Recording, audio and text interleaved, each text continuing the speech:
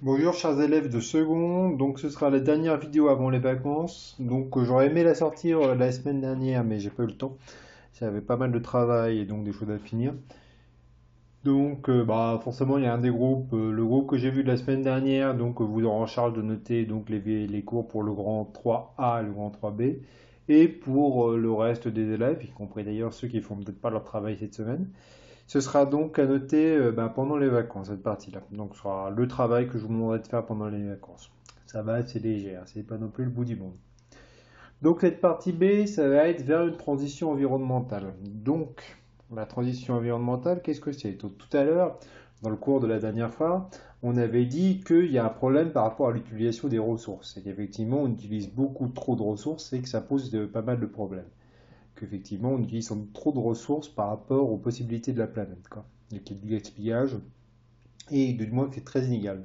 La transition environnementale, c'est le concept selon lequel c'est la période d'adaptation qui doit conduire à une utilisation des ressources, énergie, eau, etc., plus rationnelle et respectueuse de l'environnement.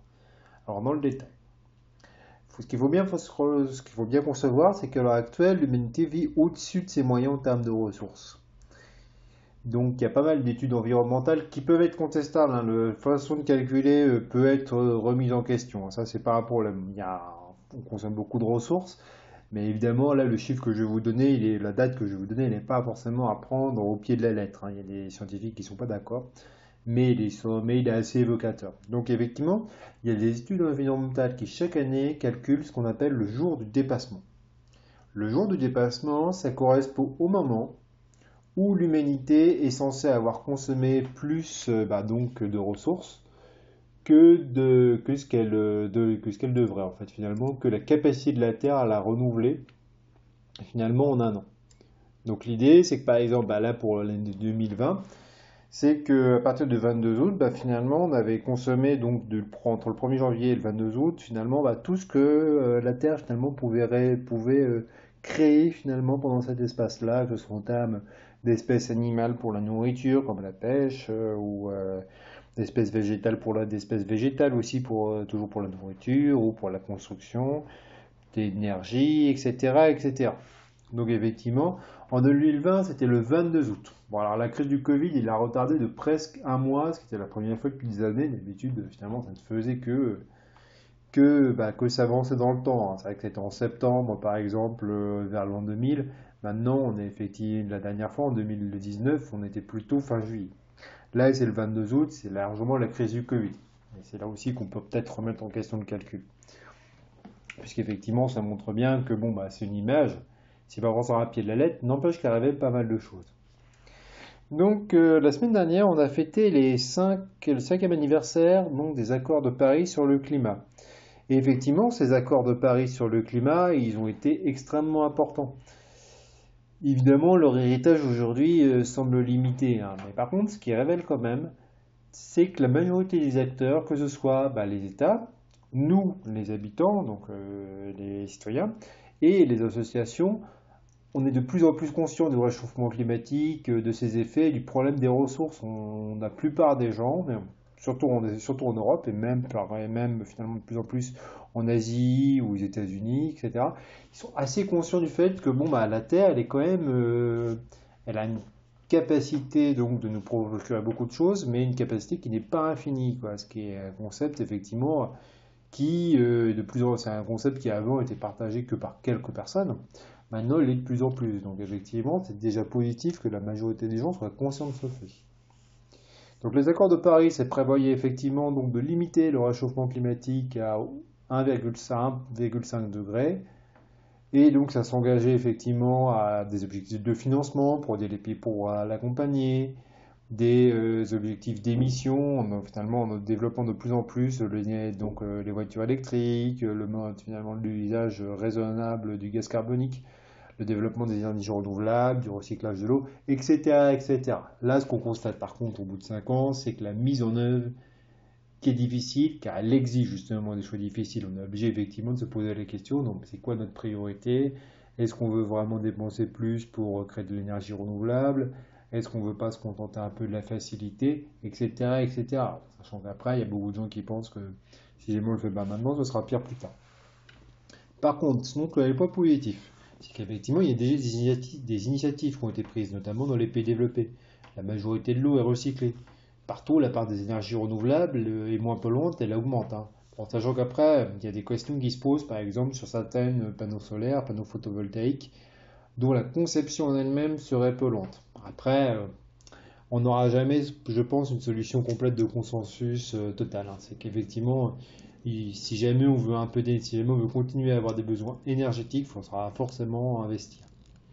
L'autre solution étant évidemment de faire des économies. Ça passera notamment par des travaux d'isolation. La part des énergies renouvelables, elle ne cesse de progresser. Elle atteint presque 30% en 2020. La Chine étant le leader en ce domaine. Finalement, sa part ne fait qu'augmenter. Sans doute parce que les Chinois sont largement conscients que de toute façon, avec la sortie de la pauvreté de la grande majorité des Chinois, si jamais ils font exactement comme ont fait les Américains et les Européens, ça ne marchera jamais vu le nombre qu'ils sont. Et effectivement, donc, on a des efforts qui sont quand même faits. Donc, ces efforts, ils vont être faits aussi, effectivement, par la création d'espaces protégés, de parcs naturels, par exemple. Les premiers parcs naturels, ils sont extrêmement anciens. À la base, c'est une invention américaine. Le premier parc historique, c'est le parc de Yellowstone, donc, que vous connaissez peut-être, c'est celui où il y a les grands geysers aux États-Unis. Et finalement, donc, finalement, cette initiative-là, cette initiative donc, américaine, elle n'a fait que se développer. On en trouve partout, sur tous les continents, quoi. Donc, effectivement, des espaces protégés. Ce nombre, il est amené à se développer. Effectivement, vous avez certains pays où déjà plus de 50% de la surface qui est protégée. Finalement, c'est le cas de certains pays sud-américains, certains pays africains qui sont quasiment à ce niveau-là. Donc, il faut espérer que ça progresse, ce genre de choses. Par contre, ce qui est important, c'est que je vous le disais, c'est qu'effectivement, là, vous avez une image des gilets jaunes. C'est pas pour rien que j'ai choisi, parce que les gilets jaunes, ça a révélé beaucoup de problèmes, mais à la base, c'était justement la question de la taxe sur le carbone qui avait été proposée, à savoir finalement faire payer plus cher l'essence. Et justement, ça révèle quelque chose. C'est que la difficulté réside avant tout de ne pas faire peser l'effort environnemental au détriment des plus vulnérables, et ce à toutes les échelles. C'est pas aux pays pauvres de payer, par exemple, finalement les dégâts effectivement qu'on fait peser sur l'environnement pendant que les pays riches continuent à se gaver d'énergie. C'est pas non plus aux plus pauvres dans une société, aux gens plus vulnérables, aux classes moyennes, aux classes populaires. Donc c'était l'essentiel des gilets jaunes qui faisait partie de ce mouvement, qui faisait partie de ce genre de classe, qui effectivement doivent payer pour que finalement il y ait une partie de la population qui puisse se permettre de faire ces efforts-là. Parce qu'effectivement, c'est une question de choix de société. C'est qu'à un moment, tu ne peux pas dire aux gens habiter loin, ayez une voiture, ayez une maison qui consomme énormément d'énergie et leur demander de faire énormément d'efforts en même temps. Il faut leur garantir finalement la possibilité d'exister sans dépenser trop d'énergie, sans coûter trop cher. Et effectivement, ça nécessite un consensus. Pour progresser, il faut inévitablement un consensus nécessaire entre tous les acteurs pour progresser vers la transition environnementale. Sinon, ça ne se fera jamais. C'est effectivement, il faudra faire des efforts, c'est évident que ce sera la tâche de votre génération, et un peu de la mienne, finalement, de faire des efforts pour essayer de finalement moins dégrader la Terre que finalement celle qu'on aura reçue. Ça, évidemment, on n'est pas encore sûr d'y arriver. Je pense qu'on va essayer de faire de notre mieux, tout un chacun, et ça passera inévitablement par des efforts, peut-être des sacrifices. Ça, pour l'instant, on ne sait pas encore, mais c'est vrai que la transition environnementale, ça semble quelque chose d'inévitable. Et on peut quand même avoir une seule consolation, c'est que la majorité des gens en sont conscients et en est consciente et commencent à son niveau à faire des efforts que ne faisaient pas les générations précédentes. Il n'y a plus qu'à espérer que ça continue dans le bon sens. Bon, écoutez, c'est la dernière vidéo avant les vacances, comme je vous le disais, puisque la conclusion, je la ferai après les vacances, justement, dans l'idée de voir où on en est, etc., que ce soit bien fixé, que les notes soient bien claires, avant qu'on continue un peu en géo sur la France. Et là, je vous expliquerai un peu comment ça va se passer, notamment au niveau des conditions d'évaluation.